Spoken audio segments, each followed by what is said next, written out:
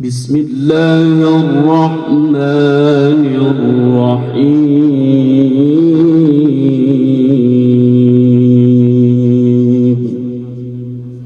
إن أول بيت وضع للناس للذي ببكة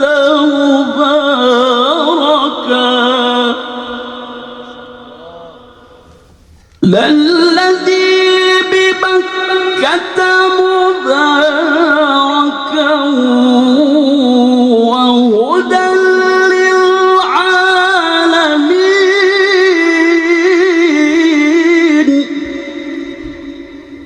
صدق الله العظيم.